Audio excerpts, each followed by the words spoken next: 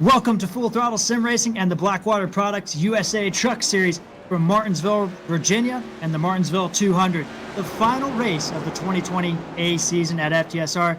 And tonight, we will crown a champion. I'm Jared Carr, alongside me, Brody Hanna and Brad Patterson. Dean Doucette is also here. And guys, it's going to be a crazy race. Brody, we have a championship battle. 4 points separate the top two. Bernard Person comes in with the lead. Bobby Terrell, 4 points back. Yeah, and looking at our practice standings too, it's going to be a tough battle for these guys. They're going to be at the sharp end of the field here, battling for this championship. I think it's going to come down to a win, Brad. It's going to I think take a win here to win this championship. Oh, you know what? It's been that way the entire season. These guys have really been neck and neck throughout the entire season. They've been on each other's back bumper. You know, 1-2 finishes, top 10 finishes. These guys have been great the entire season. But you know what? Don't count out some of the rest of the field. You know, we might have a surprise winner tonight. Yeah, for sure, Brad. And tonight, another thing that we have for the first time is Martinsville under the lights. That is going to play into the track temperatures and the grip levels and everything else. As we take a look at those track temperatures right now, we're looking at cloudy conditions, track temperature 69, air temperature 65. These guys, a lot of practice was done during the daytime, Brad. I mean, that's a big change to go racing the night. Oh, it really is. You know, they dealt with a lot of loose conditions, a lot of hot, slippery track right now. You know, perfect conditions as far as grip level goes. You got a lot of grip, but at the same time, you know, it's throwing some of these guys a little bit of a curveball as far as that setup, because they're having to rework it, reanalyze what they got going. And we've had a lot of incidences here in practice, a lot of cars clipping the apron, stuff like that, spinning off the corners. It's going to be really interesting to see who can make those adjustments to really be set and stable for the race here. And listen, I'll tell you guys too, I practiced some of this last night. It's really cool under the lights, but it's true what they say. Everything seems faster under the lights in these race cars. But I think the grip level being so high can be a little tricky coming off these corners, these little flat corners. You can lose grip real easy. It's going to be a fun race to watch, but it's going to be interesting from the driver's seat for sure. Yeah, absolutely. Martinsville is one of those racetracks where you really have to be disciplined. You really have to be focused for the entire lap. I mean, these corners come up on you so fast, and with a flat racetrack, there's very small margin of error. You know, you got to get brake point right. You got to get turned. You can't get too aggressive on the throttle. The back end's going to jump out. You know, this is a track that demands its respect and demands focus from you as a driver. Yeah, for sure, Brad. You guys were talking about it. It's the smallest track we go to all year. A little bit more than a half a mile, only 12-degree banking in the turns. And guys, let's take a look at the keys to the race tonight. We have 3 of them. Number 1, survival. You got to make it to the end. Number 2, pit strategy. And number 3, track position, guys. And all those things are extremely crucial at a track like Martinsville, Brody. Taking a look, I mean, you have to survive to the end. You have to make it to the end to be there to win it. Yeah, I mean, you've got to survive to the end. You've got to watch what you know, the guys you're around. You've got to, you know, take care of your truck really, and be there at the end to compete for this win. But I tell you, it's going to be tough. It's a tough track. It's you know, it's known for crashes. You know, damaged cars actually finishing in the top 5 too. So it's going to be tough, and it's even tougher. Like I said, being the championship night, these guys are out to come in here and perform for this championship at a track like this. It's just so tough. Yeah, and you know what? One thing we didn't talk about in the keys to the race is going to be pit stops. They're going to be vital here. If you find yourself a little bit too far back on the lead lap, even on the lead lap coming in under caution, you still risk the chance of going a lap down just by coming in and getting 4 tires and a fresh can of fuel. So it's going to be very interesting. You're really going to have your head on the swivel, know exactly where you are on the racetrack, reference you to the leader, to the pace car. So there's a lot of things that go into a real small track like Martinsville as far as getting it right. That's for sure, Brad. And we did talk. You were talking about pit strategy. Talking to some of the drivers earlier, they were talking that they can make 130 laps on a tank of gas, and tire wear is almost non-existent. It's going to be really interesting to see how that goes. As we take a look at qualifying right now, we got Sherwood Williford on the screen making his qualifying run here. And guys, it's going to be crucial to have a good qualifying run, right? Wouldn't you say, Brody? Yeah, track position is key. It's one of the keys to the race, and it's really important to be up front and be in position. But the question is, how does this pit strategy work out? Because that's going to be, a very essential part of being in contention at the end. When do you pit? When do you stay out? With tire wear not really being a big factor here, it's going to be really interesting to see when the eventual winner of this race decides to make his pit stop, and when actually is the most accurate time to do so.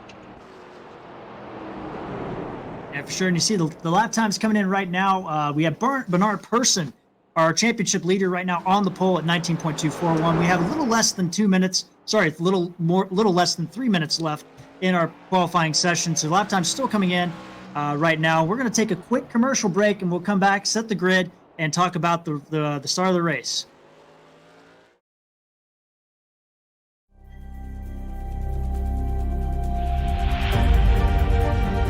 Coming up to the line, being chased, and it was Braden Johnson. Unbelievable finish. It was 1/1000th of a second between them. Green flag in the air. We are racing in the 2020 24 Hours of Daytona. They go door to door for the feature race lead here on the last lap of the race. Side by side for the race lead in the final corner at Homestead. Down the back straightaway, 3 wide again for the race lead. This is unbelievable stuff here tonight. Loma is going to have to be very deep on the brakes, and he is very deep on the brakes. It's side by side through the corner. This is for the win. It'll be side by side. Davies low, Ottinger high. To the very inside is Garrett low. 4 wide at the stripe.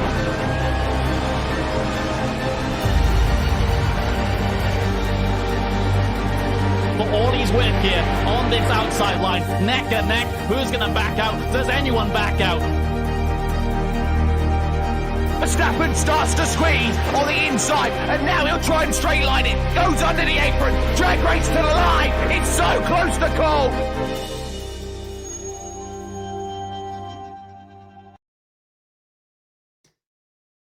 Welcome back to the Full Throttle Sim Racing Series, Truck Series, Blackwater Products USA. Final race of this year for the Truck Series, guys, and we have qualifying just wrapping up here. Looks like we have all the takers are already taking their laps. Bernard Persson, unofficially right now on the pole. And we look down the list of these qualifiers, guys, and you look at Bobby Terrell, Brad. He's starting on the outside in row 2, tentatively, as we still have a little bit less than a minute left in qualifying. Yeah, I'll take it. Well, yeah, so everybody's kind of did what they did for qualifying, and of course qualifying is just for a lap or two. We'll have to see on the long run strategy. I know Bobby's been practicing more about long run. Bernie's had all out speed. He's always been tough here, so both these guys are going to be really tough to beat. Looks like Bernie kind of edged out Bobby here to start in qualifying at least. Yeah, for sure, Brody. And as we look down the list, I mean, that Spear Motorsports group taking the first 2 spots right now. As we're about to set the grid here in about 10 seconds, just to give these last guys a couple of chances. Looks like we have a couple trucks still on the track. Finishing their lap. No, maybe he's not going to finish it. There we go. So we'll go ahead and start our lineup here. Top 5, we have Bernard Persson and Brian Held in row 1. Russell Chernowski and Bobby Terrell in row 2. Terry Cooper and Ronnie Royal in row 3. William Long and Donnie Staubach round out row 4. And rounding out our top 10 is Sherwood Williford and David Schildhaus. Yeah, starting 11th is going to be the 21 of TJ Bartell. Starting 12th on the outside of him is going to be the 37 of Brian Conklin in that white monster machine. You can't miss it. 13th is going to be the 48 Tyler Marble, teammate to the 37. Outside of him is going to be the 83 of Jason Spear. 15th is going to be newcomer Jason Warner in the 96. 16th is the 71 of Casey McMullen. 17th is going to be the 51 of Brandon Elder. 18th is going to be the famous 43 of David Hensley. 19th is the 45 Toyota of Tracy Powers. And rounding out your top 20 is going to be the 17 of Steve Loomis. And rounding out the rest of the field is Jeff Bratton and Daryl Spear in the final row there, guys. And nobody settled time from 14th back. So a lot of strategy going on already. And you see back in that group of drivers that didn't set time, you got Casey McMullen sitting third in points. You have, contenders at Martinsville like Brandon Elder back there as well. We don't know what Justin Warner is going to do because this is only his second race here at FTSR, guys. So it's going to be a really interesting race. But, at the end of the day, it's all about trying to get the lead at the beginning, Brody, and starting the outside line is not convenient to do so at Martinsville. Well, yeah, but you've got a long way to go. You do want to get to the bottom, especially with these new tires that iRacing has put out and the one group track. You want to get to the bottom. We've seen that be the preferred line the whole time. It always is at Martinsville, but more so now. So you're going to see these guys try to jump to the bottom and try to find a way around. Just interested to see here because it looks like you said, Bernard struck first here with the pole. He's going to have clean air out front, and Bobby's going to have some work to do to get up there to get by. And regardless of the situation tonight, we will be crowning a first-time Truck Series champion. Bernard Persson did win the overall championship, but he did not win a single-season championship last year at FTSR in the Truck Series. So one of these drivers is going to walk out here with their very first championship in FTSR Truck Series history, and it's going to be a great race, guys, as we are coming around to take the green lap. I guess we actually have 2 pace laps here at Martinsville. I always get mixed up on the short tracks there, so... Yeah, one other thought here is that Bernard has a 4-point lead coming into this race, so really he doesn't have to win this race. But Bobby's going to have to do everything he can to put some space between him and Bernard to have a chance at this. So he's going to be the one that's kind of pushed to do something. And Bernie, we know he's fast here, so he's definitely going to have a chance to kind of defend even if he's behind Bobby. For sure, the pace truck is pulling off here. And Bernard Persson and teammate Brian Helm of Spear Motorsports will lead them down, with Russell Chernowski and Bobby Terrell right behind him. Green flag. Green flag's in the air, and we are underway here for the final race of the Truck Series at Martinsville. All right, they head into turn 1, and Bernie got a great jump. It's going to allow the 26 of Brian Helm to jump in the inside in front of Russell Chernowski. And let's not forget Russell. He's been fast in practice, too. He's got a chance here, so he's going to line up in the second. Looks like everybody's kind of lined up through the top 5 now. Yeah, I'll tell you one good thing. Bobby Terrell, he was able to get that 4 truck down in front of the 25 of Terry Cooper Jr., so he was able to get to the bottom of the racetrack, was able to stay to the bottom and not get freight trained as everybody seemed to go single file looking for that inside line.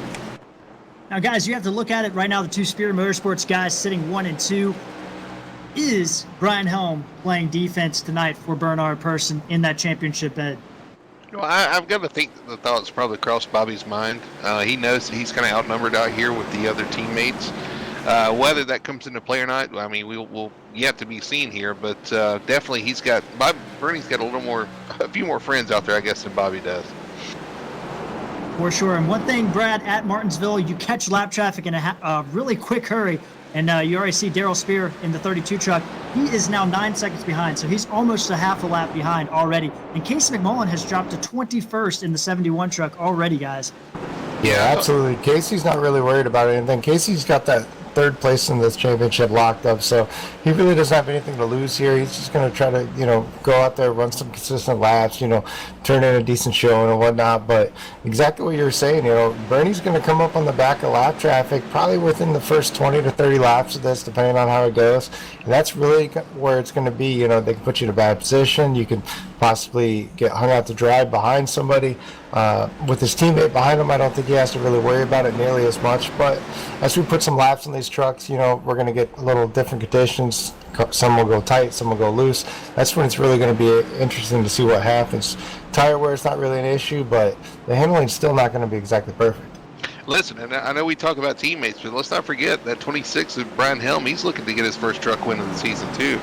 It wouldn't surprise me if he gets kind of racy up here trying to get this win, knowing that Bernie has to kind of play defense. I mean, if you're not in the championship hunt, you kind of think about that. Listen, you've got a lot more to lose than I do. So I wouldn't be surprised to see him kind of get up there and start racing for this win. You bring up a really good point, Brody. I mean, a lot of these drivers in our top 10 haven't won. We have Russell Charnowski, Brian Helm, we've already talked about in the 26 truck. Terry Cooper back there in the 25. Will Long in the 12. Ronnie Royal in the 81, Donnie Stobbins in the 99. None of these guys have won. They're all racing inside the top 10, and they don't care about anything else but winning tonight for sure, guys. as we are rounding out our 10 laps completed, Brody. The race is starting to kind of come together.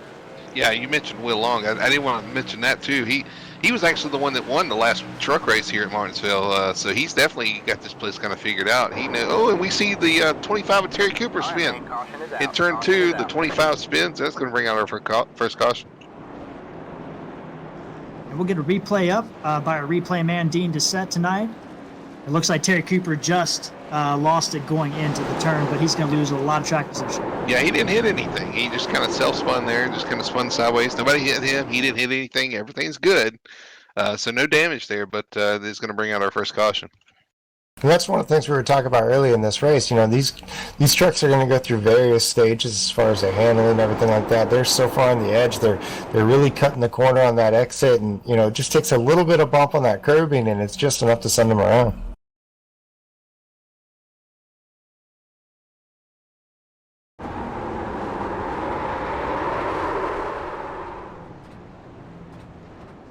Yeah, it's easy to do here. Like I said, we talked about the extra grips here at night.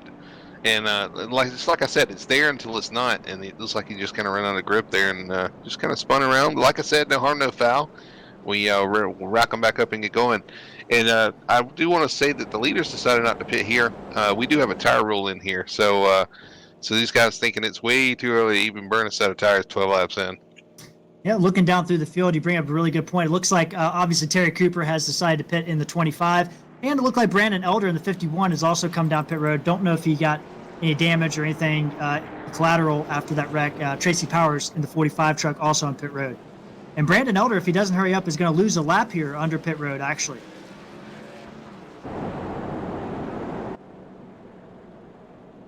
So, yeah, Brandon is going to go down one lap here. I don't know what the pit strategy was there, if he missed the pits or what happened there. Yeah, I'm trying to go back and look and see if he had some issues or something there, and I'm not seeing anything so far. But well, that's just it. I mean, you got to really watch your timing and scoring as far as pits go. If you're at the back of this field and maybe, you know, the guys are a little bit lackadaisical, if you will, of getting around, you know, getting onto the back of the pace car or whatnot, you find yourself, you know, a good 10 seconds back just going into pit road because of the slow pit road speed limit. You will go a lap down. You will not be able to get out with changing 4 tires, and you got to know that going into it, that, you know, you might have to call out audible and only take 2 just to be able to get out without going a lap down.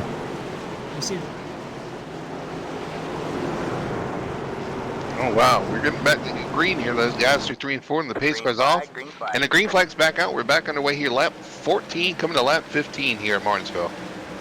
And you see Bernard Person already back out to the lead, and it looks like Russell Chernowski again trying to make a move, but Bobby Terrell did not get a good start, Brad. He is already dropping back to about 6th place on the track. Oh, absolutely. That time, the 12 of Will Long and the 33 of Sherwood Wolford, they were very aggressive getting into turn 1 and 2. You know, for a second there, I kind of held my breath. I thought they were going to get into each other and kind of cause a little bit of an incident, but everybody was able to cooler heads prevail and whatnot as you got the 4 on the outside of Sherwood looking for a little bit of racing groove. Yeah, that's for 5th position right now. Sherwood looks like he's going to get it. He's going to open the door maybe to the 62, but it looks like the 62 is going to wiggle a little bit there and allow the 4 to get back inside. Yeah, Schildhouse definitely got a little bit loose there in the 62 truck coming out of the turn, but cooler heads prevailed. He didn't try to force the issue.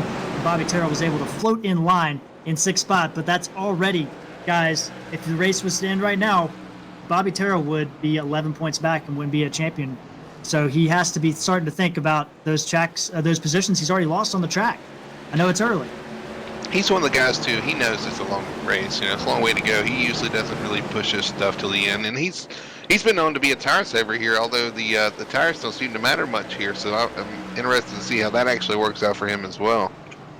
Yeah, absolutely. And you know what? We talked about it before the race started. One of the keys to the race is surviving the race, and I think that's really what's going on right now.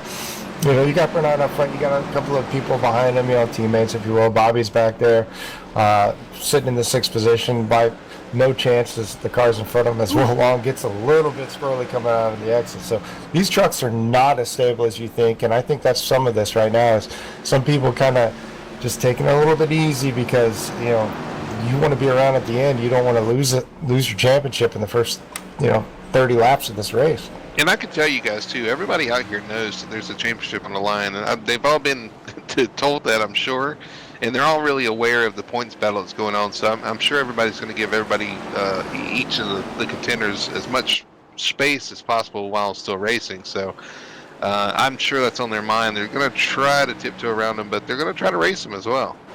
Yeah, This is looking a- further back in the pack, Terry Cooper in the 25 truck, he spun out. You talk about a guy not being patient. He gave a little bit of a bumper to the 32 truck of Darrell Spear as he's moving his way through the pack, already up 4 positions from the start. So Terry Cooper is on the move, and he's in a hurry to get back to where he was.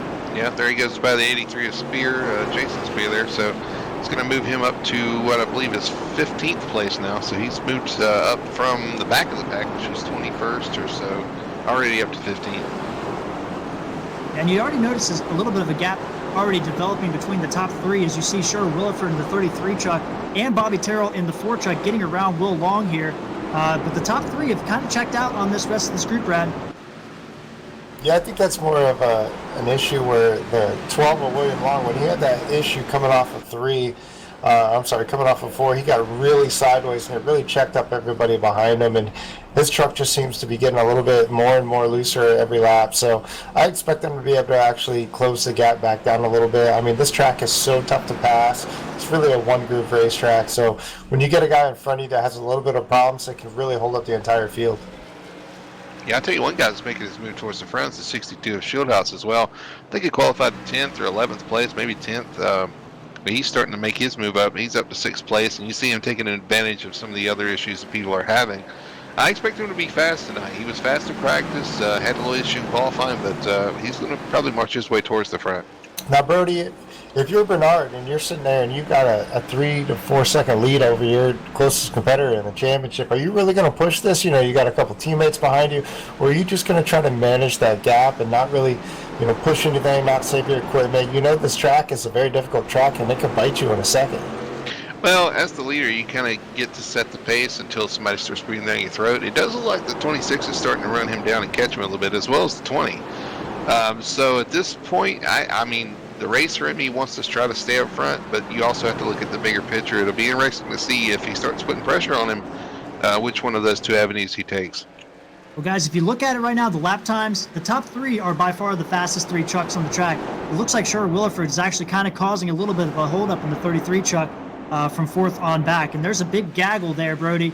I mean, you have the 33 truck all the way back to the 96 truck, the 21 truck of TJ Bartell in this group, kind of in a gaggle there. We have some Terry Cooper continuing to move through the pack in the 25 as he makes a big move under the 55 of Jeff Bratton. Yeah, looking at the 33 at Williford, he is kind of, I won't say stacking everybody up, but you've kind of got a discrepancy between him and the top 3. But I'm sure Bobby's thinking that he just wants to ride at this point.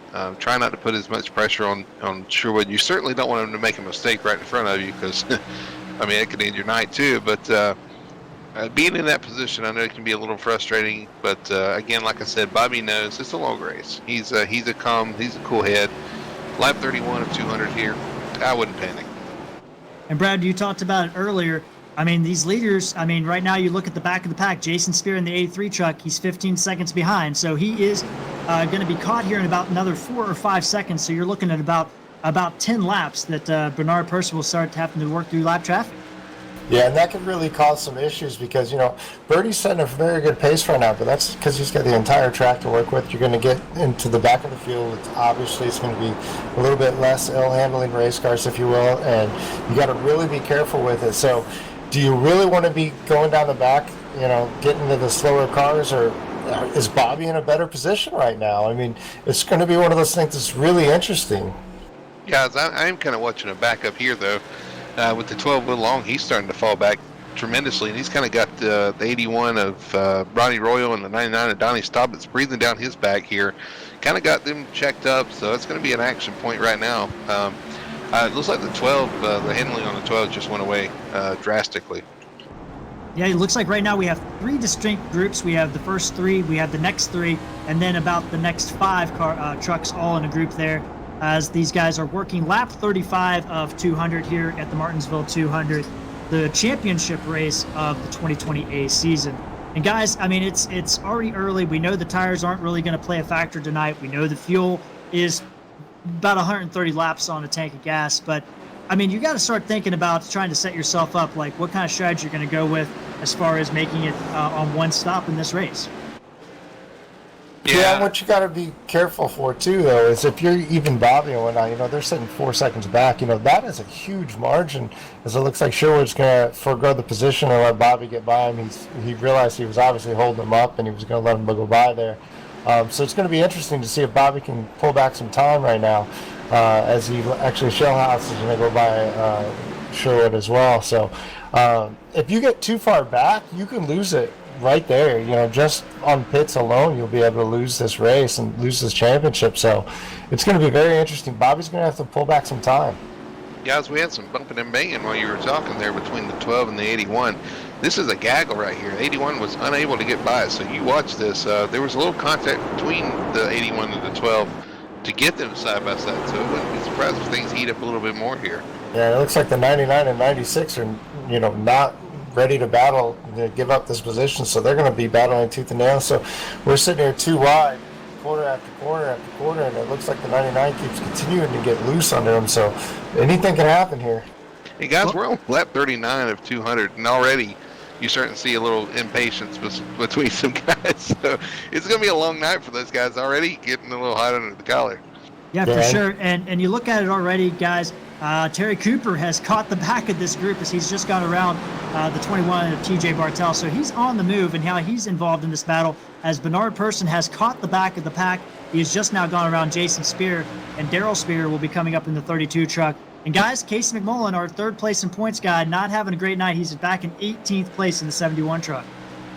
Yeah, he said this is what was not one of his best tracks, and man, we got a massive battle here. The 99 got loose a couple laps ago here, and now he's got them too wide behind him. It's just, it's getting close, getting tight already out here. These guys not wasting any time. I'll tell you what, I've been watching our leader, Bernard Person, trying to get his way around lap traffic, and these guys at the tail end of this field here, they're not handling very good at all, and that's in the preferred groove at the bottom. When they're in that outside line trying to give our leader the position to, let them get by, they are all sorts of loose, and that's one of the distinct disadvantages that the leader's going to have, that these guys are, they could wreck literally just trying to get out of his way. And going back to that battle that Brody was talking about in the 99 truck, Ronnie Royal got a little bit loose as you were talking about it, and both the 99 truck of Donnie Staubitz, the 25 truck of Terry Cooper, and the 96 truck of Justin Warner all got around Ronnie Royal. So he lost 4 positions there in one fell swoop. So, guys, it's already tight battling, and the 12 truck of Will Long's gotten out of the way, so Donnie Staubitz is going to get around him in the 99 truck as well. I'll tell you what, and don't look now. Look at our second place champion, Bobby Turrell in the number 4. He's managed to claw back over a second and a half. He's cut his lead, cut Bernard Person's lead down to 2.7. So he's been able to get through this lap traffic better. Once he got around Sherwood Williford, he was able to set his sights, and he's been moving towards the front. Yeah, the 26 has actually been able to catch him a little bit too and start inching up on him. Now, whether he decides to make a move this early, I'd be a little surprised if he gets too desperate here on lap 46 or 47. But you got to think that the 26 has got an equal card to the 8, if not even better. And you're right, the 4 is starting to inch up on those guys too. But the 20 is between that battle. Russ Charneski is just hanging in there too. He could definitely be a player here. And if you look at the telemetry, guys, Bobby Terrell is the fastest truck on the track. He's the only driver that turned a sub-19-second lap, right at flat 20s on that last lap. So he is coming. He's already caught Russell Chernesky in the 20 truck. And the first two have kind of checked away from Russell Chernesky, as you see the 8 and the 26, kind of a little bit of a gap, and they have cleared all that really back lap traffic. So, guys, this race is going quick. We're already 50 laps into it, Brody. Yeah, we are, and I'm again looking back at the 25 of Terry Cooper, and he's probably the hardest working driver out there right now. He's clawed his way back from 21st to 8th after that first caution with those new tires. Really working out for him. As long as it stays green, he's going to continue to take advantage of having fresher tires, which will make him look like a genius as far as making a pit stop here early. Yeah, for sure, Brody. And both of these guys known for their road course prowess, but road course racers. oftentimes tend to do very, very well at short tracks, especially with like Martinsville, where it requires a lot of brake and off-throttle control. And those guys are both making a move toward the front, the 99 and the 25, both the Blackwater Motorsports. We take a look back at our leader, Bernard Persson. He's got about a 5-second disadvantage to the next lap truck in Tracy Powers in the 45, but there's a whole gaggle of them in front of him. And Bobby Terrell, don't look now, has just gotten around the 20 truck of Russell Tranowski. Yeah, Bobby's starting making his way towards the front, starting to show what Bobby usually does here at these tracks. When we get a little bit of a long run, he'll start marching his way towards the front, and he's doing it right now. He's made up already about 2 seconds of that 4-second gap he had at one point to the front two guys. Yeah, and you know what? Martinsville's one of those racetracks. It's such a rhythm track. You find yourself just finally getting into that rhythm, and every lap clicking it off, everything, and then it's all about those little marginal gains. A tenth, a quarter of a tenth, something like that, lap after lap, because they go by so fast, and before you know it, you're right on the back of the bumper.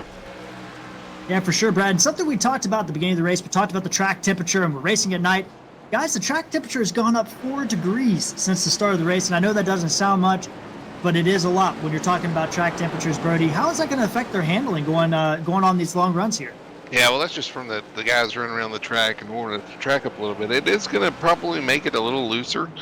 Usually we see when the track temps go up, the cars slide around a little bit more and the cars get a little loose. So, it will affect them a little bit. But being at night with already having this much grip, these guys have run during the day here before. They're going to be prepared for it. It's just a question of whether or not their setup is prepared for it. For sure, and you see the 8 truck of Bernard Persson continuing to lead. He's going to be catching kind of a surprising guy, Tyler Marble, in the 48 truck, not having a great night at all, as he is the last car in the lead lap. Just kind of missing the setup, I guess, for that Team Marble driver. Not like Tyler at all, but he is the next victim to go a lap down. And again, Bobby Terrell, the fastest truck, second fastest truck behind Terry Cooper in the 25 currently. Well, I think Tyler suffered from some of the same fate that some of the other guys, including myself, had with the new tire that iRacing put out. Ever since they did that, they've changed the dynamic of how you kind of practice and race and what you have to do here. So I think it's just a matter of getting adjusted to the track and the tire. We've seen him be competitive here before, but tonight it looks like they either missed the setup or just didn't fit in him right now. Brad, we're closing in on that lap 60 mark. So you're talking about, we talked about earlier, not a lot of tire wear, not a lot of issues with gasoline or anything like that. But Bernard Persson has led all 60 of these laps. That has to be creeping into Bobby Terrell's mind right now. Yeah, and you know what? One of the things that's kind of interesting is Brian Helm. He's sat right behind Bernard Persson this entire time now. I don't necessarily know that he's got a faster truck, but he's obviously good enough to be there. He's yet to challenge any for the lead now. These guys are, teammates essentially. They're in the same chat together right now. So I'm, starting to wonder whether or not we got a little bit of team dynamic here. Trying to make sure that Bernard gets the most laps led, or if Brian just, he's truly waiting for it and doesn't have enough to really get behind Bernie. Well, Brody, you look back there, Bobby Terrell is catching these top two. It's probably going to be a race here in the next couple of laps, especially with the lap traffic coming into play. Oh, yeah, he's coming. He's creeping up on them, and with the lap traffic, it's going to slow everybody down a little bit, too. So, you're right. We're going to have a battle on our hands. And Brad brings up a good point. It's a good question. Does he have a better car than or the 26? Does he have a better truck than he's showing? Well, to be honest, we'll never really know. Unless he does get by the 8 of Persson here at some point and take a victory. I think he's got the truck to do it. The question is, do you want to risk some team consequences if you mess up and make a wrong move? Well, I think if that 4 gets up there, it's not going to matter. At that point, it's going to be one of those deals where, every man for himself, if you will. Well, worst case scenario, the 4 gets by the 26, 4 passes the 8, 26 passes the 8. If he drops 2 more positions, we're going to have a new champion here. And you bring up a great point, Brody. The championship is very tight, but again, Bobby Terrell needs to lead laps and finish ahead of Bernie in order to get it. We talked earlier about Will Long. He was created a gaggle. Well, he's back to creating some more gaggles. As he is him and the 37 and the 55 in a big battle back there for 11th place, and they have been going at it for a few laps here, guys. And Bernard Persson is he's not too far away from catching these guys, so it's going to be interesting to see as the leaders work their way through cars that are battling for position, how much more difficult it's going to be and how much Bobby Terrell can take advantage of that. Well, you're going to get to a certain position where, they're going to be fanned out. They're going to be too wide racing, and our leaders are going to come up to the back of them. There's not going to be anywhere to go. That's when, you really got to be hopeful that you have a teammate behind you that's not going to put you and necessarily look for that opening. Yeah, you talk about somebody missing the setup. I think the 12 has missed the setup. He was up to 4th at one point, currently back in 11th, and you're right, just kind of with Brian Conklin and Jeff Bratton. Just does not have the speed that I expected him to have tonight. So he's starting to drop back, and every time somebody catches, it's just a little bit of a backup. Yep, and the 8 truck working on the 45 truck of Tracy Powers, another guy that kind of missed the setup tonight. It looks like he's going to get out of the way pretty easily there, and we're going to be catching that group that we just talked about, the 12 truck. All the way, actually, Casey McMullen is our next victim to go a lap down. He's about 4 seconds ahead of Bernard Person at this point in 17th. So really, really just not filling this track at all for Casey in the 71 truck. I'll tell you what, Bobby's really creeping up on these guys now. He's less than a second and a half behind them. I mean, he can see them now. So it's going to be a matter of time here, a couple laps, and he's going to be challenging. Looks like the 26 got a little loose off the corner there or something. And Brad, we know how Bobby Terrell is. We've watched him all season. He's a patient, methodical driver. He is just driving his own race, and he's making it happen for himself. I expect him to be in the lead very quickly, but man, he is just running his race. I don't know if he's going to be in the lead very quickly, but I think he's definitely going to be challenging. I think the 26 of Brian Helms is really going to be the key here. I think he's got a really good truck. I mean, you've seen him. He's made some mistakes, dropped back, but every single time he's been able to close right back onto the bumper of the 8 truck. I think that 26 is actually the best handling truck on the circuit right now, and that's going to be key. Is he going to let the 4 go by? Is he going to fight him for everything? I mean, that's really going to be the key, plus this lap traffic that we're getting ready to come up on. Yeah, speaking of that lap traffic, we have a gaggle going on. The 37 and the 12, there's some contact with the 55. They're 2x2x2 right in front of Bernard Person. This is where we're talking about, guys. This is when it starts getting to this point where you have to pick your battles, and Bernard Person's finding it out really quickly. He'll find out in a very short time. He's going to have to work his way through this, Brody. Yeah, these guys are fighting hard in front of the leader, and they're going to, because they're fighting to stay on the lead lap. And anytime that kind of ramps up in front of the leader is going to have his heart in his throat for sure. And yeah, we keep an eye on it, but man, it is getting kind of racy up there in front of them. Yeah, I mean, Dean, if we could possibly go to possibly the cockpit of Bernard Person, so we're really going to see what he's dealing with here. This is the leader. He's fighting for a championship, and he looks in front of him. All he sees is trucks, 2x2x2 the entire way. And this is not, it's a 55. He's a little bit loose in the exit. That's not what he's looking for. So you got to expect that, he's really got to be tippy-toeing through this. And at the same time, Bobby Terrell's really close the gap. He's less than a second back, Ryan Helms. So this is really a game changer. And Brad, you talked about Will Long having won a race here at Martinsville. There's a lot of race winners that Bernard Person's about to put a lap down. Will Long has won a race. Casey McMullen's won a race here. TJ Bartel is back in this group in the 21 truck. He's won a race here, guys. I mean, it doesn't matter at all. Bernard Person is going to put these guys a lap down here very shortly, and they are fighting like dogs to stay on that lead lap. As you see that everything is starting to get very compacted. Yeah, you see the 12's going to finally go a lap down here to Bernard. And you're right, it's kind of cleared up now, but man, it's tough out there. Even if you've won a race, the competition level is so high, and these guys are driving for all it's worth right now too. Even the ones going a lap down are driving as hard as the guys in the lead, and it's it's just honestly it's just not enough right now. And Brad, it's not always about, the fact that you've won here before or you're racing, you're trying to stay on the lead lap. There's also a lot of pride on the line. You're trying to finish it as good as you can, the points. There's still a lot of points battles. Almost every position except basically third is up for grabs tonight. So, I mean, there's still a lot to fight for. Yeah, there definitely is, but I mean, you know what? With these guys, let's be honest. The one thing that they want to do is they want to make sure that they race clean.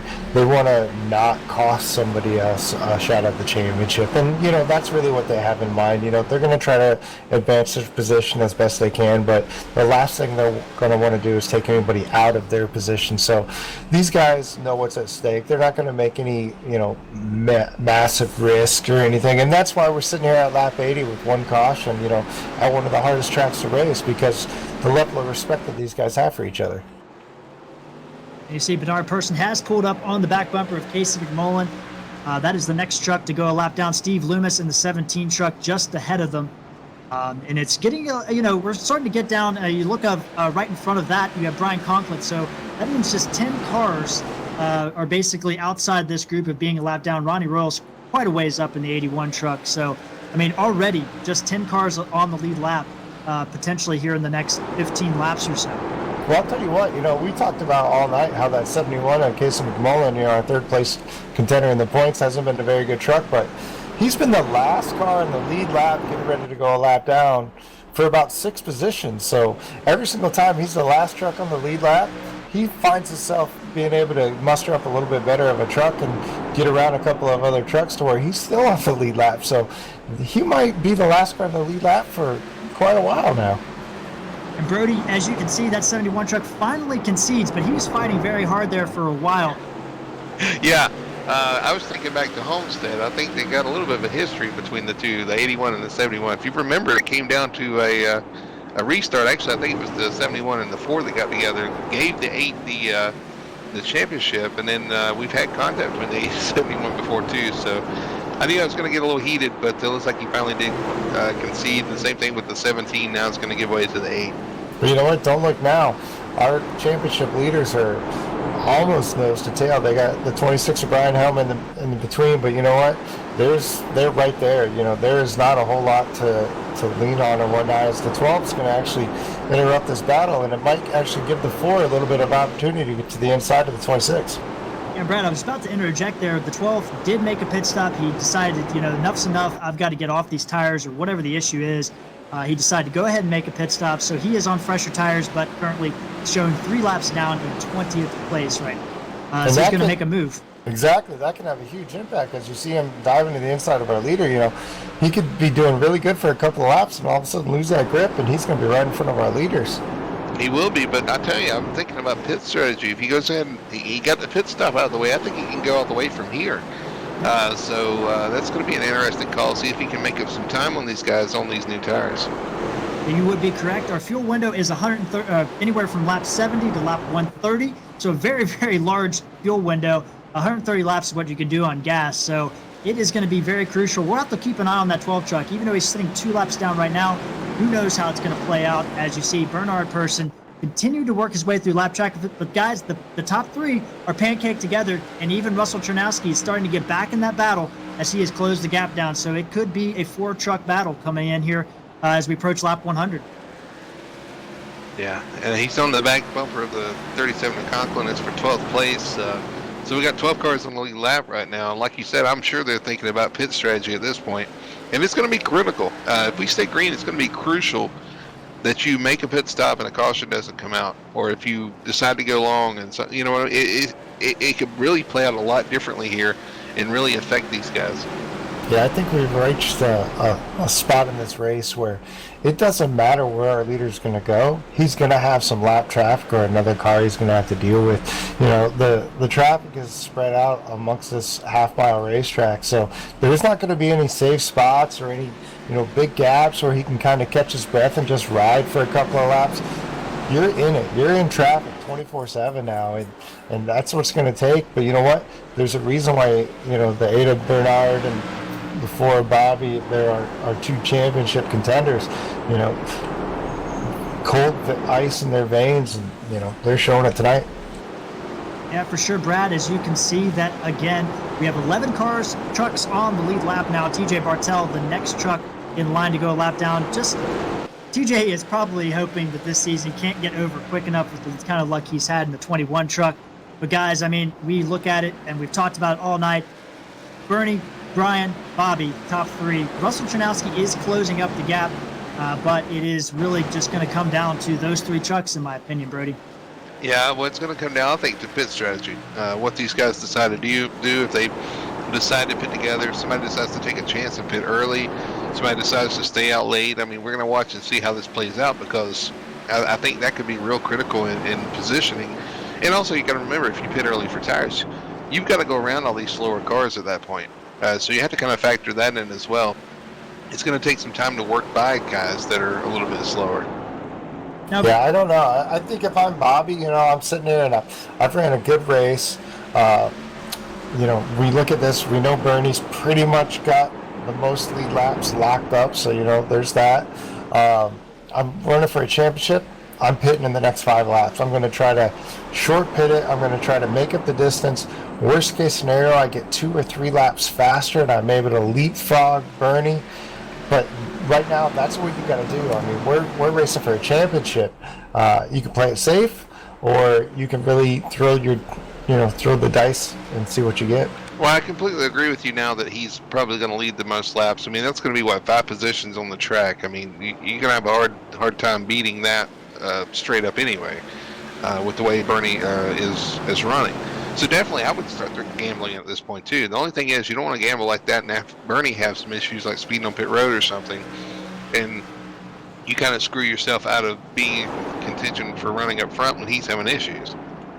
Yeah, guys, and Brody, you bring up a really good point. If Bernard leads the next 3 laps, he will have clinched the extra bonus point for most laps led. So that's something we have to look at. And it looks like, unless things change dramatically, it looks like he's probably going to do that. But guys, you were talking about pit strategy.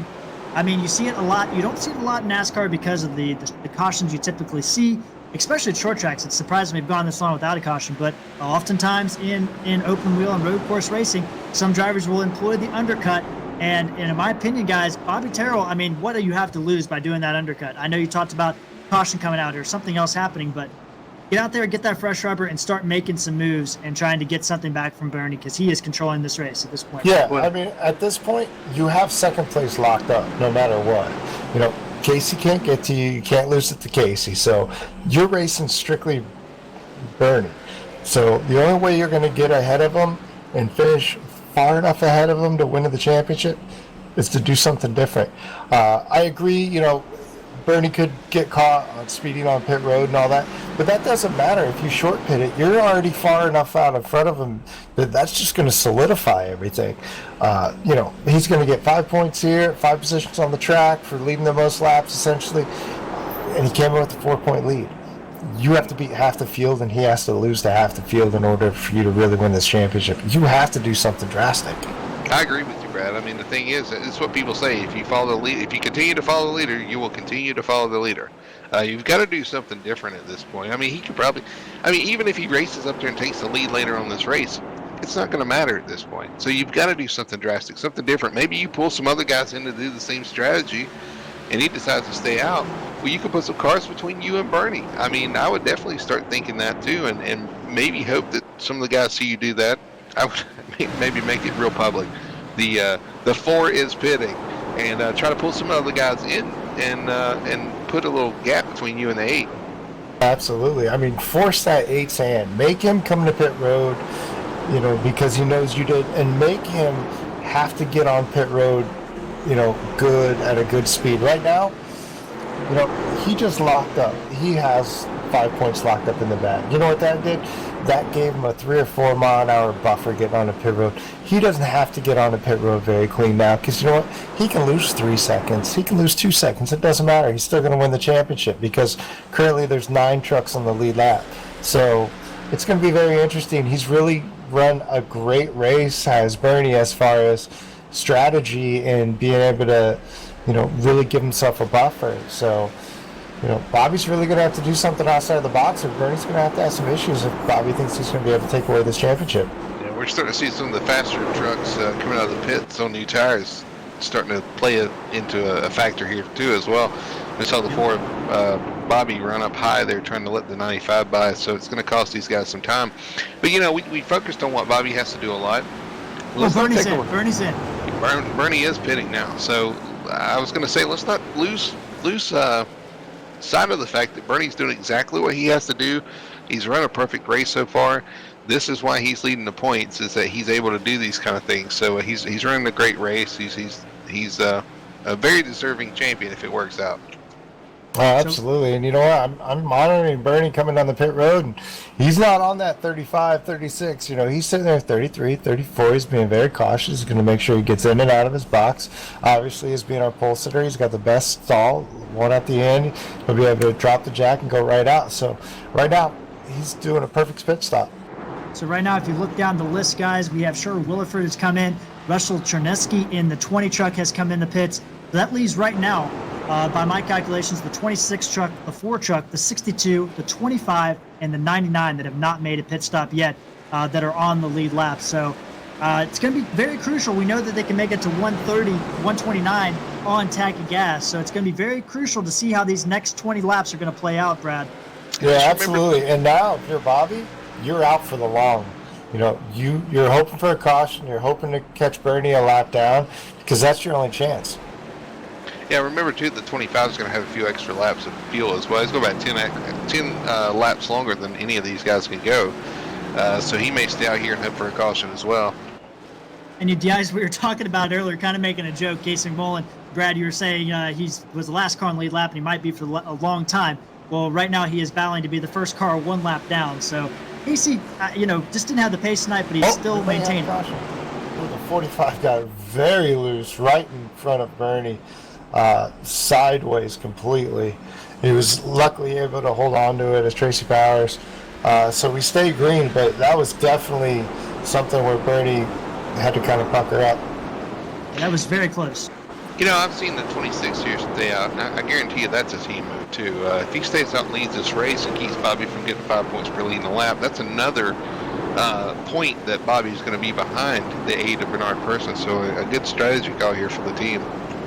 Yeah, prevent Bobby from leading laps, because any lap led is still going to take some of that out. So right now, Bobby came in 4 points back, but if the race ended, not right now, but right now, Bernard would have an additional 2 points and Bobby would have 0. So he would be at a 6-point disadvantage. He has to make up 6 spots or lead 1 lap, and he can make up 5 spots. So it's still going to be very tight, and Brian Helm and Bobby Terrell still making it work out there. David Schulthouse also still has not pitted in the 62 truck. But guys, we're already getting to the point where there's a lot of lap traffic. And if I'm Bernard Persson, you have to be like, let's just keep this green. Let's keep this green, because he is not in position to get that lucky dog back in 10th place right now. Yeah, you know what? Talking about what we were speaking about earlier, whether or not we think the 26 is the fastest truck, you know what? He assumed the lead once his teammate finally pitted. You know what? He's pulled out almost a second and a half on Bobby Terrell. He is definitely running faster laps than he was following his teammate, Bernard Persson. So I expect him to be one of the fastest trucks no matter what. I think Bernie's ultimately going to cycle through because of the pit stops and whatnot. That might unfortunately take the 26 out of the win, but you know what? I mean, he's going to get the trophy at the end of the night if Bernie's able to take away the championship, because you know what? He's been the team leader, he's been the team mascot, if you will, and he's on a very fast truck. We are approaching lap 120 here in the Martinsville 200, guys. Brian Helm, our current race leader. Bobby Terrell running second in the 4 truck. Third is David Schulthouse. Donnie Staubitz and Terry Cooper round out our top 5. Yet to pit all 5 of those drivers, along with Casey McMullen, TJ Bartell, and Stephen Loomis. 8 trucks have yet to pit. Everybody else has pitted at least one time in this race and are good to go to the finish on gas. Brody, it is coming down to it. I mean, we're already in the back half of this race. Brian Helm looks to be the fastest truck, but Bobby Terrell is still on the track, and Bernard Persson is 9th place. If a caution were to come out, he would not be the lucky dog, so he's desperately hoping for it to go green. Yeah, these guys, they're going to have to pit here in the next 10 laps or so, so we're getting pretty close to where it'll cycle around. But he's kind of holding his breath at this point, hoping that we don't have a caution here. We saw the 45 get out of shape. He didn't make it to pit road. Some of the other guys are kind of slipping and sliding on these old tires, so it could happen. But everybody's just kind of holding their own and hoping that it works out. And Brad, we see right now the 99 truck and the 4 truck of Bobby Terrell on pit road. So both of those trucks running in the top 5 positions. They are now on pit road as we watch Bobby Terrell make a slow 35-mile-an-hour pit road speed down to his pit stop. Just as I expected too. The 26 hit pit road the next lap. Yeah, you know what this might do? This might actually make the 71 of Casey McMullen the leader of this race. Looks like right now David Schildhouse has not yet to pit, so David Schildhouse in the 62 truck would assume the lead. Casey McMullen back on the lead lap. Whoa, Schildhouse nearly wrecked it. But right behind Schildhouse is Bernard Person fighting to get his lap back, so it'd be crucial to see how this works out. I'm not too sure that 71's pitted yet. He has not pitted, but he is... he fell back a lap before we even got to this point anyway, so... Yep, he's 17 seconds behind currently.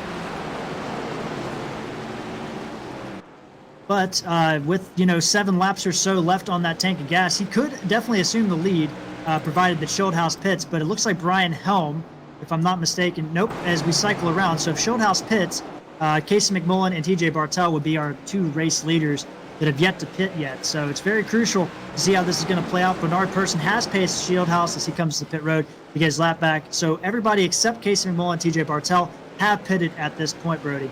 And the leader, David Schildhouse, he's on pit road. And that is going to hand the lead off to, I believe, the 71 of Casey McMullen if he stays out here. So that's going to be going from a lap down to the leader, just basically staying out on old tires, hoping for a caution. TJ Bartel currently going to be running second. And then you'll cycle around to Bernard Person, who will be third. Yeah, it's 21 of TJ Bartel. Actually, really got a little bit in an awkward situation. They're off for 4 and got out of shape. And allowed a lot of trucks to go underneath him here. And we continue to pace toward that last pit stop here. Bernard Person is catching up to Casey McMullen. That is actually a battle for position. So if Bernard Person passes him on the track, that will be for the lead. But Casey McMullen at least will get 1 lap led out of the race. Otherwise, we don't know how this is all going to cycle out. But as we see TJ Bartel lose it, and he's going to go ahead and head to pit road after he almost wrecked it coming out of turn 2 in the 21 truck. Yeah, that's one thing that the 71 was really hoping for. I mean, I say that jokingly, nobody wants anybody to spin out or to wreck intentionally or anything like that, unless you're that lawyer. But the 71 of Casey McMullen could have really used that caution, so he's right here. He's on the end of a failing strategy. He's obviously going to have to pit within the next few laps. Guys, I'll tell you, through the pit stops, the one guy that looks like he's benefited the most is going to be the 20 of Russell Charnetsky. He's going to get around Casey McMullen here in a couple laps, and he's going to be second place, the closest guy to Bernard Person at this point. And, on the flip side of that, Brody, if you look down through this list, the losers, well, another winner is Sherwood Williford. I mean, he is up to 4th place. He was running back in about 8th before the pit road. But Brian Helm is dropped all the way back to 6th. So that difference of running out there, those extra laps compared to Bernard Person, where he was working through traffic but at a much slower pace, has definitely not paid out for him. And now he's taken himself from probably the best truck in the race to fighting to finish in the top 5, Brody. Yeah, Bobby actually is currently 5th too. He's about 7 seconds back of their leader. That's a lot of time to make up. He does have some time to do so, but you're going to be fighting through lap traffic and fighting cars, trying to get behind everything too. That's a lot of ground to make up. Staying out there on those old tires has really cost him, I believe. Yeah, that is for sure. As we look, sorry, Brad, as we go through the field real quick here, after all those pit stops have cycled out, as we see Casey McMullen still hanging on, guys. I mean, he is still out there. But Bernard Person continued to lead. He's officially, as we talked about earlier, clinched the most points, or points for most laps led tonight as he continues to pace. He's running up on the back of the 48 truck of Tyler Marble. And Russell Chernowski, he's in eyesight of Bernard Person. I think he was a little bit caught back by some traffic earlier, Brad. It'll be interesting to see what Russell can do now that he's in some clear air. Yeah, Russell's been fast all night. He is a teammate to Bobby, if you will. So that's the one thing that the 2 trucks have in common. But you know what? They're fighting an uphill battle. I mean, essentially, Bernie's had excellent, truck all night. They've done good strategy. They've done good teamwork as far as within their organization because, Brian Helm was able to stay out. He knew in staying out he was pretty much taking himself out of the win, but essentially he was trying to lock his teammate into a championship. The 20's actually all over the back of the 43 right now, giving him a little bit of bump. They're actually moving him out of the way. No kidding. He was not he was in a hurry there, Brady. Yeah. He knows how to use that bumper, and he did a good job there of not wrecking the 43. Looks like the 43 is going to hit pit road after that too, but But yeah, I mean, and as we were talking, actually, Bobby's already made up about a second to a second and a half of that time up on our leader, so he's definitely going to be coming. But the question is, does he have time? You know, when we talked about earlier about the temperature of the track getting a little bit hotter, you know, increasing 4 degrees. What do you think the temperature inside some of these drivers' helmets are getting, you know, with moves like that where, you know, the 43 is getting bumped around from the back? Well, Guys, I have, sorry, Brody, I have to interrupt you. We have a massive gaggle back here, starting with the 12 truck. Casey McMullen stacked them up. I thought we were going to have a wreck that involved Brian Helm and Bobby Terrell back here. It was not looking good, and it's still not looking that great. Yeah, that 12 truck, he's off the pace and just kind of get everybody stacked. Looks like the 33 has opened the floodgates, if you will, in the bottom there, and everybody's going to start streaming through there. Still some dicey action back there between the 25 and the 26 trucks. Bobby Terrell involved in this battle. He's trying to make up time. I guess he had a bad pit stop, or the track position just did not play out for him by staying out that long. And you can see Casey McMullen just starting to drop off this group here, who has still yet to pit. He did pit on that very first one, so he's got to be coming in pretty soon, I would assume. But Bernard Person's starting to eke out that gap. It's up to 2.5 seconds, which is the largest lead of the race, Brad. Bernard Person looking very much in control. Yeah, he really is. I mean, they knew what they were going to do coming into this race. I mean, he's led the most laps. You know, it's a smaller field. He's got a lot of teammates in this. All he's got to really do is maintain. You know, he doesn't have to win this race to be able to win this championship, and he knows that. So right now, barring anything catastrophic happening, it's his race to lose. It's his championship to lose. So, you know, nobody wants to wish any ill will or anything like that. So, you know, I'm interested to see what's going to happen. A caution could definitely change, you know, various different things. So it looks like Casey McMullen's finally going to come to pit road. I'll tell you, another truck that's using that front bumper is going to be the 25. I just saw him give the 96 a little bit of a shove. He's in a hurry as well, and he's probably a little frustrated from the first spin there. The only caution so far tonight. And it looks like he almost gave the bumper to 33. Wow, that was really close. You know, but this track kind of lends its. If you're a little more aggressive, you seem to do well here too, because you do have to be a little aggressive to make these passes. You really have to either set someone up or maybe just show them that you're going to be a little more aggressive than they want to be at the time to get by. So it's no surprise to me that the 25 is doing as well as he is. He's up to 5th and actually battling for 4th place here with Sherwood. Well, let's be honest too. You know, it's a lot easier to apologize over the off season than it is to, you know, come back the very next week and that same guy's on your back bumper. So let's not forget this. It's the last race. If you're going to do something like that, now's the time to do it. You know, you don't wreck the guy. You might, you know, ruffle a couple of feathers, if you will. I'll say the 25. He's got a good truck too, and I know he's a little disappointed that he had to drop back there. So I'm sure he's driving a little extra hard, thinking that he might have a shot here, or had a shot at least, or if the caution comes out, still right in the running. So I'm sure he's just trying to make the best of a bad situation at this point. Yeah, very good point, Brody. He is definitely coming through the field, and we know Terry Cooper is an aggressive driver, not afraid to use that bumper, not afraid to get in there and mix it up. So one of the aggressive drivers finally got his first career FTSR win a few weeks ago at Talladega in the Xfinity Series. So Terry Cooper, a driver on the rise. But guys, I mean, you're talking about, you know, no payback. The next short track isn't for over a month when we come back in 2020B at Iowa Speedway back in June.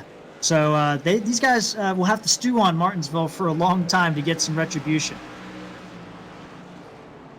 As we work lap 148 here, Bernard Person still in control of this race. Bobby Terrell has finally worked his way through it. We're going to work our way through the field, starting with Bernard Person. He has dominated this race, 148. He has led pretty much all those laps. I think I counted 133 of 148 is what he's led, guys.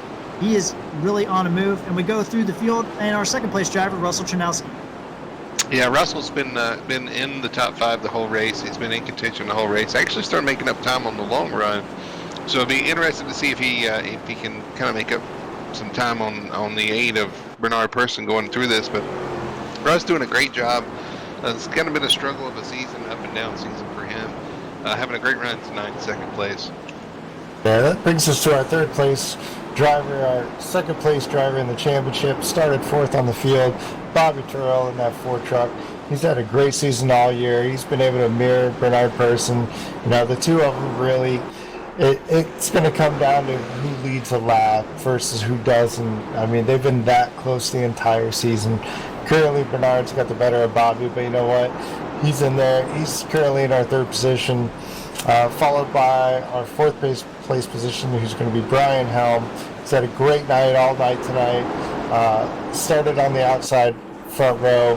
Brian kind of seemed to me like he's been doing kind of the team thing. He's led some laps tonight. Stayed behind Bernard. He was his wingman for the entire time. And that brings us to our fifth place position. Let me know. Yeah, Terry Cooper running fifth. We already talked about him earlier. So we'll go on to Sherrod Williford back in sixth in the 33 truck. Having a quiet night. He's been up and around the top five. I'm sure he would like to win the race. I mean, he did win earlier this year at Daytona to start the year off, but it's definitely not been the season he's wanted. Moving on down the list, we have David Schildhouse in our seventh place position. David Schildhouse finally got his first career FTSR win earlier this year, Brody, at Richmond when he dominated from the pole. Another short track. Kind of surprised to see him kind of back there in seventh place as we move down through the eighth place position. Yeah, Schildhouse doing a great job, just a solid night. In eighth place, you're going to have the 99 of Donnie Staubitz. Donnie's been one of the great surprises this season. He's run really well in all the series, but especially in trucks as well. He's been in contention pretty much every race, and having another solid top 10 finish here, top 10 run here tonight. And then in ninth, dropping back to ninth,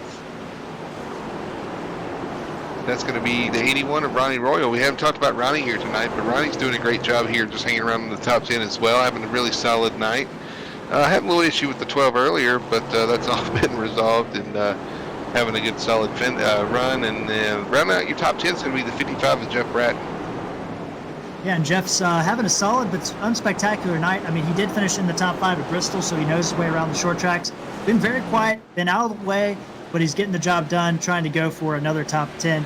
And that is our top 10, guys. I mean, just unbelievable. We have 8 drivers on the lead lap. Donnie Staubitz, the last one there.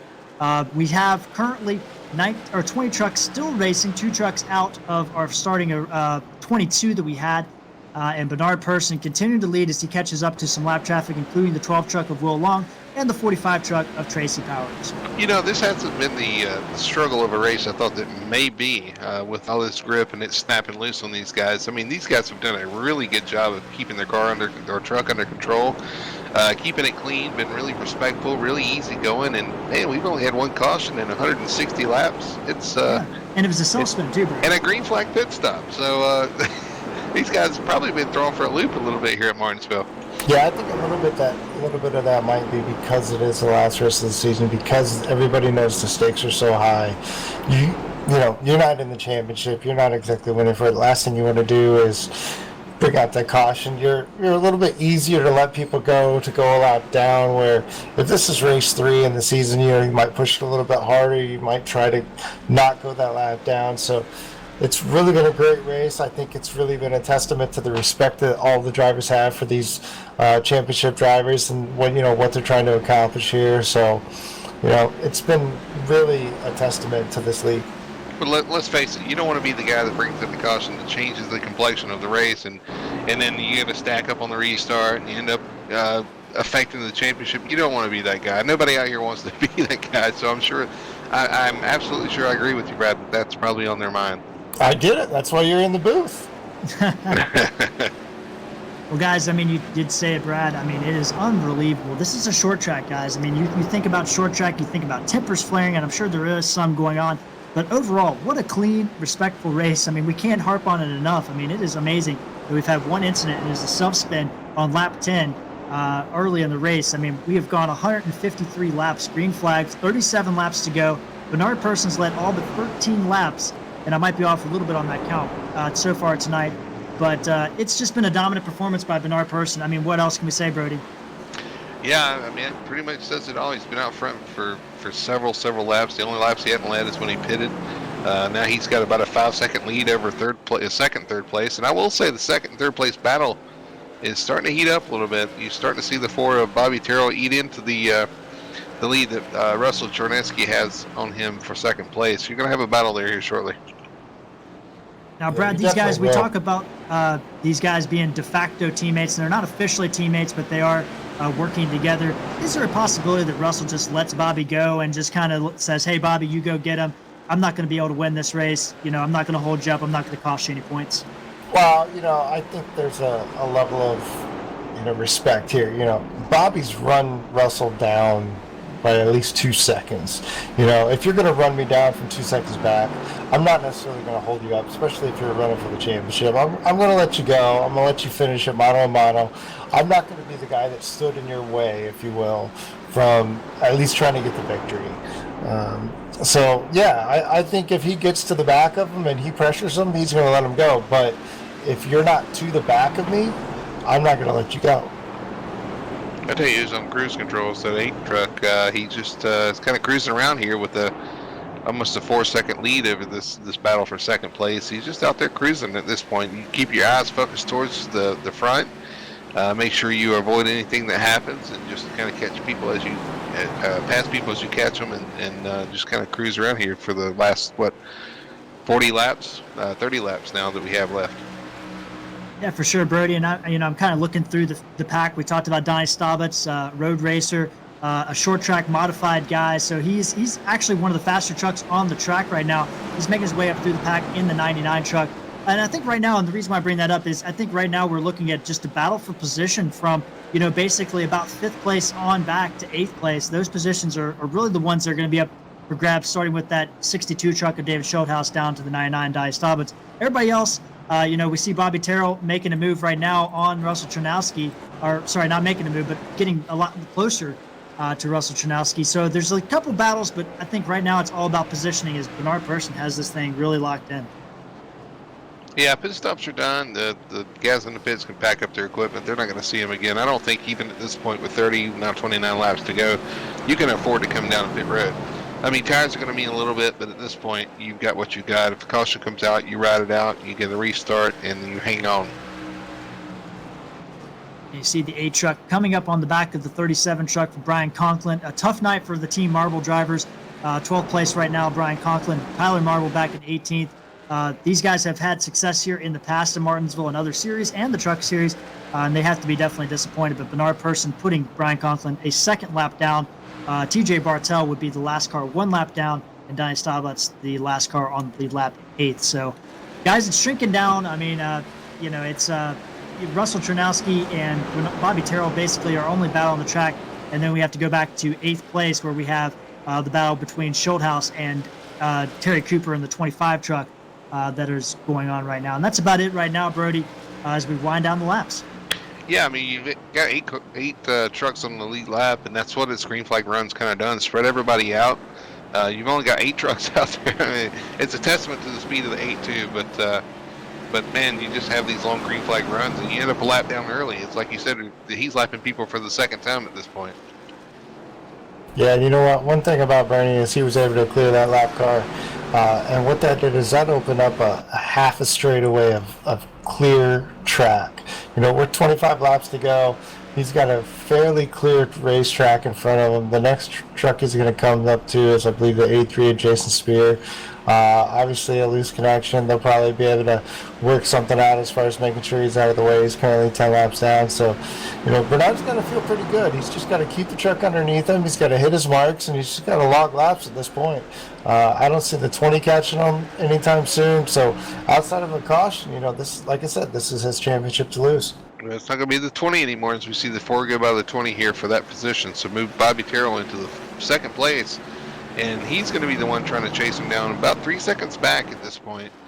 And he's running out of time. He's only going to have about 22 laps to do it. And guys, I know you know, as the season winds down, you know, everybody's trying to win races, but there is a point position battle on our hands here. Russell Chernowski right now sits 2 points behind the 25 truck of Terry Cooper going into this race in the battle to finish in the top 5. Schulthouse is 4th, and that position looks to be locked up, barring any accident happening at this point. So right now, Terry Cooper would actually miss out on finishing in the top 5 in points because of Russell's run. So that's got to be. Oh, we have a caution. I don't know where it is. It is the 12 truck of Will Long. Looks like he might have lost it. We'll have to get a replay from Dean Doucette. But Will Long looks like he has brought out that caution with 23 to go. Yeah, Will's been struggling all night, and it looks like it finally bit him off turn 4 there. It looks like he just got loose. We'll look at a replay, but man, it's a struggle out there, and boy, does this change things. Do you pit or not? No, I don't think he can pit at this point, although it looks like Bernard Person's going to come in. What a strategy call. And Bobby Terrell's going to follow him in. I find that surprising, guys. Wow. If I was Bobby, I'd have stayed out there.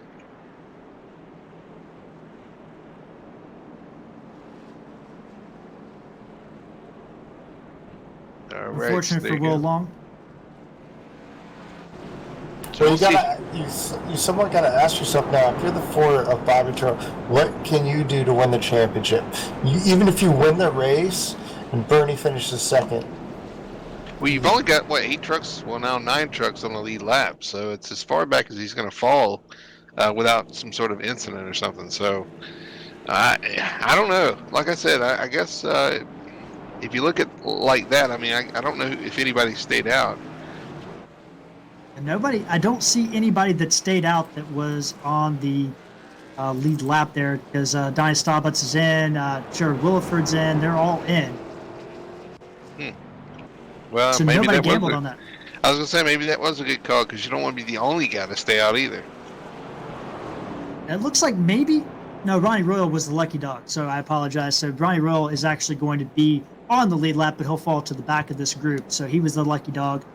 He did not stay out on caution.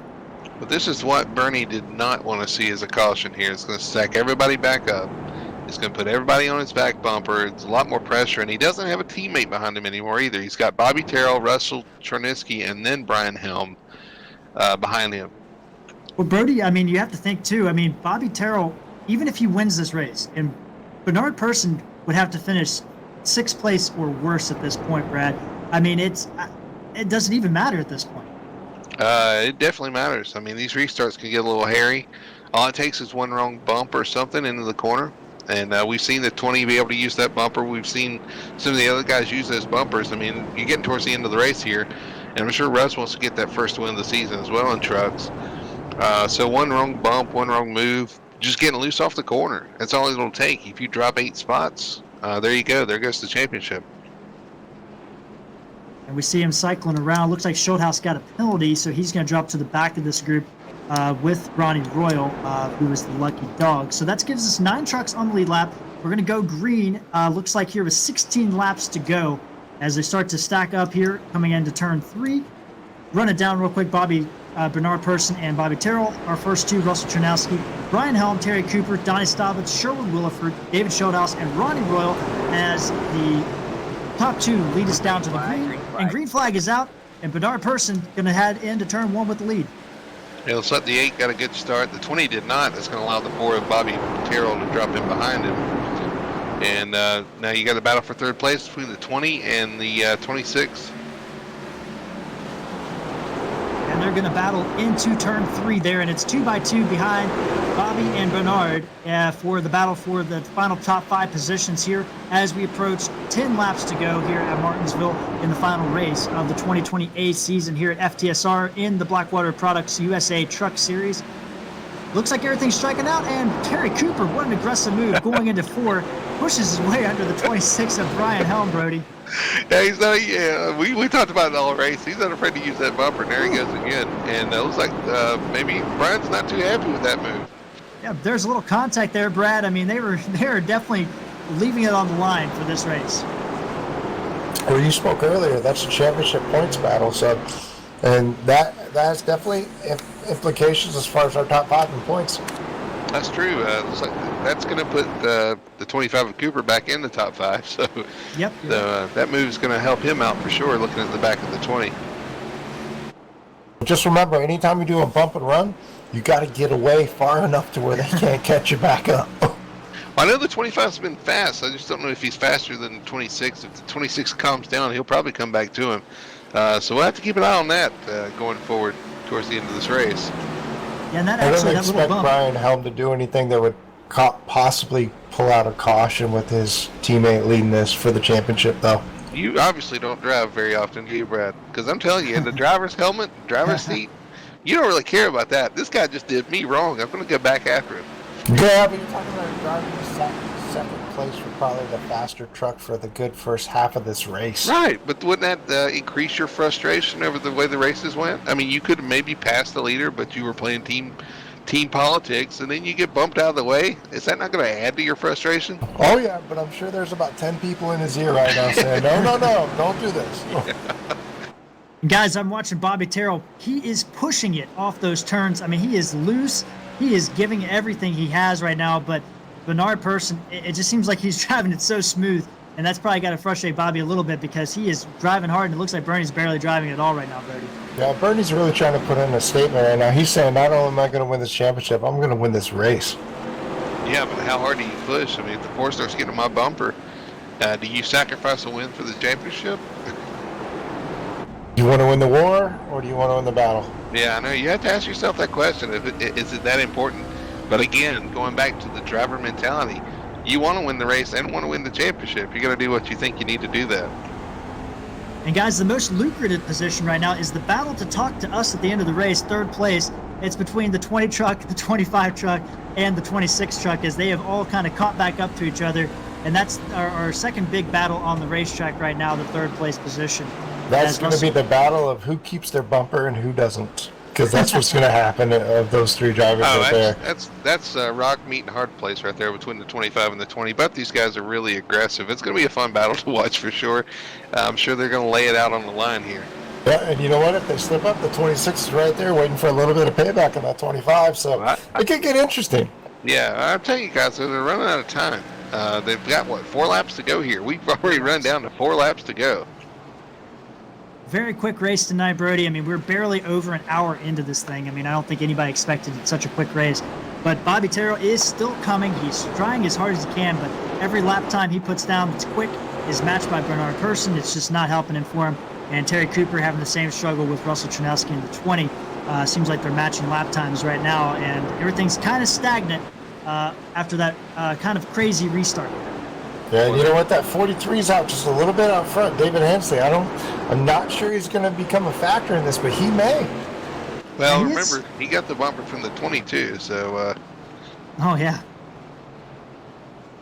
All right, so we got, 3 laps to go here, and it's starting to tighten up. Now, 43 is going to pull to the outside, give these guys plenty of room. A Class Act move from a Class Act driver. Is he going to give the 20 plenty of room, though? Well, we'll see. And don't forget, guys, David Hensley is on team with Bernard Person, but it looks like he is going to get out of the way. Great, respectful move by David Hensley, but you would expect no less from him. He doesn't want to factor into any position, any issue with the leaders here. As we approach now, we are on our white flag lap. Bernard Person is our leader, coming into turn 2. And guys, it has been just a dominant performance. A dominant season, really, at the end of the day. Bernard Person going to go out of here. He's going to lead the most laps for the year in the Truck Series. And Bernard Person wins the Martinsville 200, the final race of the season in the FTSR Blackwater Products USA Truck Series. Bobby Terrell will bring home second, Russell Chernowski third, Terry Cooper winds up fourth, and Brian Helm will grab the final 5th place spot. And you can see Bobby Terrell there pulling up alongside the 8 truck. I'm sure some pleasant words were said there. A lot of respect between those two drivers, Brody. And Bernard Person is a first-time season champion for the FTSR Truck Series. Yeah, Bernie, he did everything he needed to do tonight. I mean, he dominated. He ran up front the whole race, led the most laps, stayed out of trouble, done what he's done all season, and comes home a champion in the FTSR Blackwater Products USA Truck Series here. Kind of backs it in the wall there, kind of kisses the wall, and put on a show for the fans here. Bernard Person, your 2019, or 20, sorry, I'm a year behind, 2020A FTSR Truck Series champion. What a moment for Bernard Person, Brad. I mean, he finally clinches a championship. He did win the overall championship, like I said, last year. Has not won a season championship, but what a moment for him. Oh, absolutely. You know, he had a great season, very consistent through the entire deal. Tonight he came in, he dominated everything. You know, his victory there, you know, kissed the wall from the back, a little bit of massage on the front. You know, the inspectors aren't necessarily going to like that, but, you know, it takes nothing away from him. He did an outstanding job. He had an outstanding teamwork. You know, the whole organization over there really ran a flawless race to make sure that he came away with the championship tonight. That's for sure, guys. And let's go ahead and take a look at our finishing order here. As we talked about Bernard Persson winning the race, Bobby Terrell did everything he could in this race, but it wasn't enough. He finished his second, Russell Chernowski third. Terry Cooper rebounded after that, bringing out the only caution in this race in fourth place. Brian Helm grabs fifth place, and that is our top five. Yeah, in sixth place, you got Donnie Staubitz brings home a solid sixth place finish in the 99. Seventh place, Sherwood Williford, a consistent seventh place finish. Eighth place is the 62 of David Shieldhouse. Ninth, Ronnie Royal. And look at that, TJ Bartell is able to squeak into the top 10. Rounding out 11th, we're going to have Jeff Bratton, followed by our third place victor in the championship points here, Casey McMullen in 12th, followed by Stephen Loomis. Brian Conklin, he's going to be in 14th. 15th is going to be David Hensley in that 43. Yeah, and then rounding out the rest of the field, we talked about Will Long all night. He had a struggle night, but he would come home 16th. Tracy Powers in 17th, and Jason Spear was the last truck on the track in 18th. Our retirees were Tyler Marble in 19th, Justin Warner in 20th, Daryl Spear in 21st, and Brandon Elder in 22nd. And guys, you know, Brody, I mean, to put a cap on this season, we saw a lot of ebbs and flows of the year. Sherwood Williford started out the year winning at Daytona, and then it was the Zach McDaniel show through the middle part of the year. But at the end of the day, this season was always about the two Bs, Bobby and Bernard. Yeah, and we showed it tonight, finishing 1-2. This is exactly what we expected. I mean, these guys are running up front every race, and these guys worked their way towards well, I guess Bobby worked. They both started towards the front and finished 1-2 tonight. It's exactly what I expected. These guys are great. They're great friends and colleagues off the track, on the track. They're respectful drivers. They're clean drivers, and you couldn't really ask for more when it comes to a show like this for these guys to put on a great show. And Brad, I mean, you know, Bernard Persson grabbing his first championship. Heartbreak for Bobby Terrell, still looking for his first championship. We have, I think, about 2 weeks until our next truck race. We have, I think, a week off, maybe 2 weeks off until next season. But what a season it was for Bobby Terrell.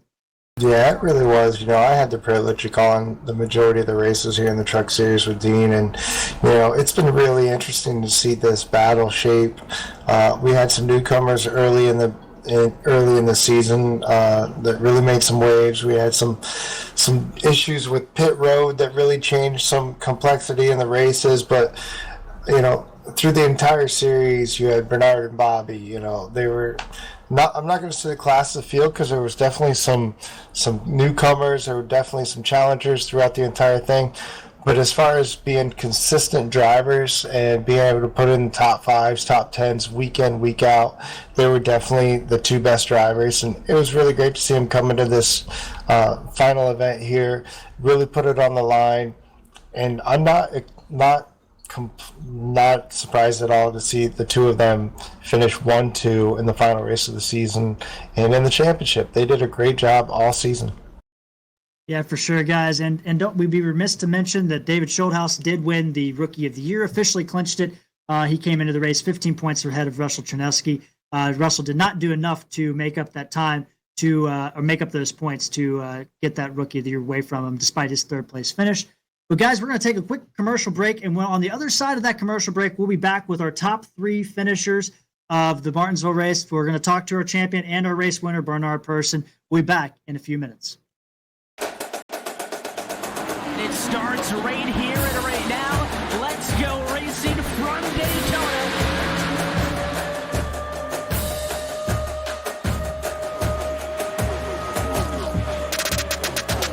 Be a record fourth career championship, and Ray Alfalla back to the top of the mountain, and Garrett Lowe pushes the 30 out of the way. He'll come back on him now. Nick Ottinger on the inside, winner of the NASCAR iRacing All-Star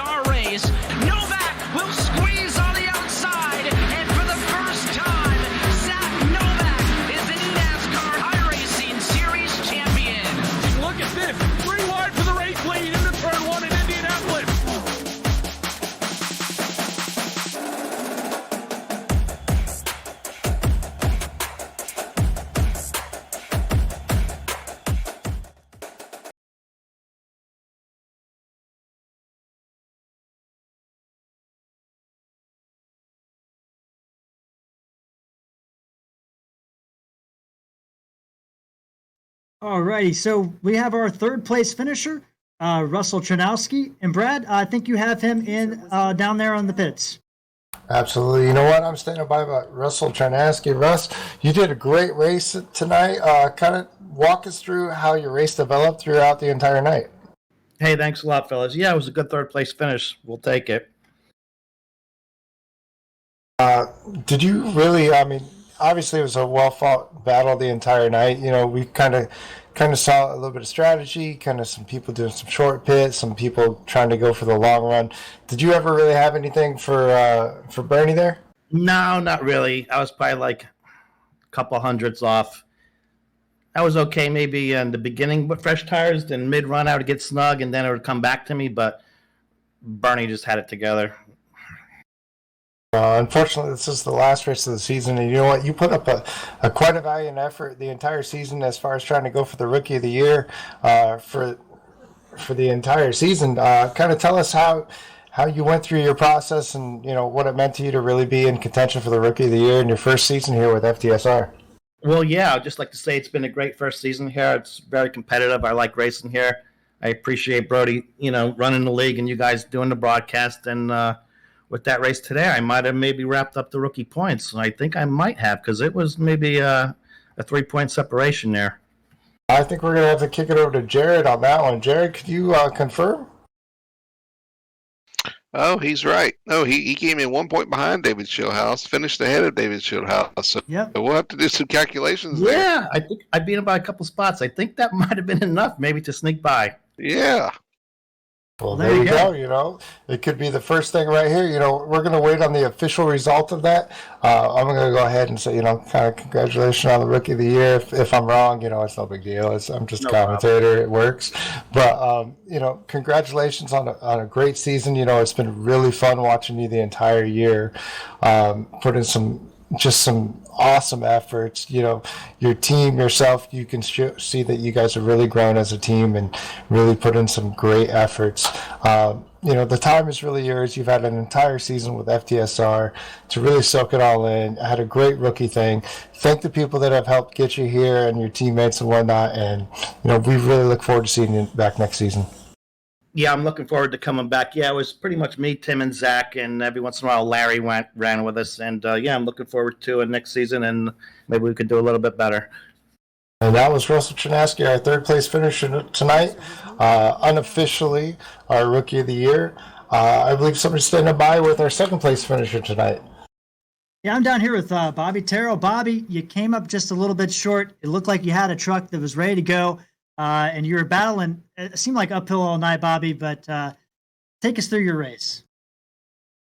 Well, I had a really good long run truck, better than I did the short, fast. Like those guys had a faster truck, I think, as far as short run. But then I thought that I was a little better long run because I was able to catch up whenever I got behind there. Even though I got held up in traffic a little bit, I was still able to catch up to them. And then, of course, Bernie pitted earlier than me, and so I knew he would be a little slower at the end of the run, and I was catching him there at the end till the caution came out. But I don't think I probably wouldn't have had enough to get him or get by him or anything like that. He definitely had the best truck and deserved to win the race, and me finished second. Well, Bobby, I mean, you had a tremendous year. You ended up winning 2 races this year, finished in the top 10, 11 out of 12 races. Take us through your entire season. I mean, like, you know, you finished out 7 points behind Bernard Persson at the end of the day. You know, looking ahead to next season, you know, it's a lot more 1.5 milers, a lot less short tracks. How are you ready to win a championship next year? I'm going to try, but the beginning of the year, I mean, basically what cost me was just my 1.5 program. I mean, my trucks were slow compared to Zach's and Bernie's. That's just what got me. You know, I was too slow. You know, with the 1.5 program. So I hope that I can get better. You know, with the 1.5s and stay the same on the short tracks, and I should be okay. Well, Bobby, congrats on a great season. I'm going to let you have the final word, let you thank your sponsors and whoever else you want to shout out. Shout out to you guys for doing it. The league, or shout out to you guys in the booth. Y'all do a great job. I listened to last week and it was unreal. Y'all do a fantastic job. I shout out to all the league administrators, the league in general, because this is the best league that I've ever been in. I call it the no bullcrap league. They don't take any crap. Call it like it is. And I appreciate that. And then I'd like to thank Blackwater for sponsoring this series and everything that they do for this series, and all the drivers out there. And congrats to Bernie. My hat's off to him, man. He deserves it. And that was Bobby Terrell, our second place finisher tonight, second place in the points. And Brody Hanna, soaked in champagne, soaked in the celebration down there with Bernard Person, our champion. Yeah, I think this is champagne. I'm not really sure what they're spraying around here, but man, it's good to talk to Bernie again in victory lane here and taking on the championship. Boy, it's gonna be a long night for you. Thank you, Brody. You guys, you did a great job tonight, man. Your truck was on rails. I never seen it flinch or step out on you. Yeah, I don't. I mean, that was a dominant performance, a way to cap off the year.